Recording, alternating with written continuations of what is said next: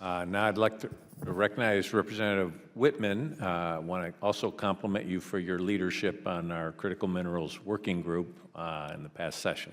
Well, thank you. Well, thank you, Mr. Chairman. We certainly did a lot of discovery during that time, lots of critical information that's led us to today. But I want to ask our witnesses today, the issue is, how do we catch up?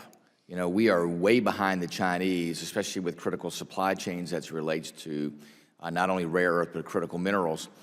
How long do you think it'll take the United States to build back supply chains to make sure they're fully capable of supplying all the demands in the U.S. marketplace? And what role could efforts like price supports play in buttressing that market to make sure, as Ranking Member Krishnamurthy pointed out, that the costs don't drop below the cost of production? We kind of create a price floor there. We aggregate demand. We make sure that we are producing to the U.S. demand and making sure that we produce with a guarantee that the floor never drops below the cost of production, which kind of acts as an insurance policy. So I want to get your perspective on how you think that would play in helping the marketplace and making sure, too, the demand signal is sent and investments take place as they should in those areas. Mr. Rowntree, we'll begin with you, and then we'll go to Mr. Sloustcher, Mr. Evans.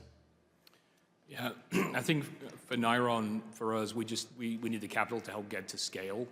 At scale, we don't necessarily need the price support.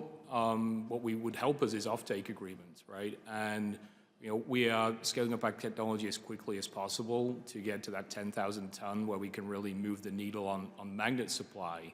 But we're going to need all of the above solutions to really accelerate out of this challenge. At Niron, we have 1,500 tons of capacity coming online starting in 2027, and we're working with the administration to see how quickly we can bring on a 10,000 ton factory, targeting to try and have that coming online by sometime around 2029. That's great.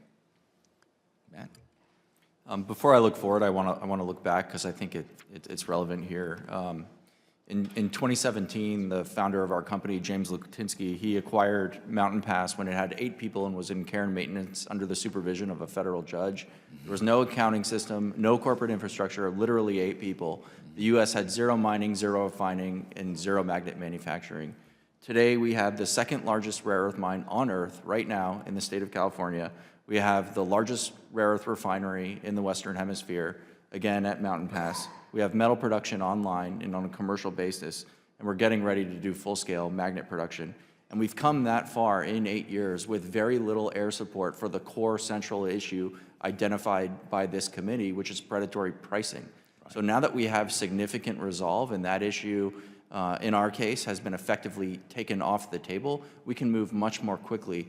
The key missing link in the supply chain today is both increasing domestic magnet manufacturing capacity, which we're on pace to get to 10,000 tons by 2028, and certain heavy rare earths, which are essential in small quantities to the production of those magnets, which we're working on via our public-private partnership. So I do think, now that this issue is well understood and there's a lot of resolve, we are a lot further today than we were 3 years ago, and I think 3 years from now we'll be even further.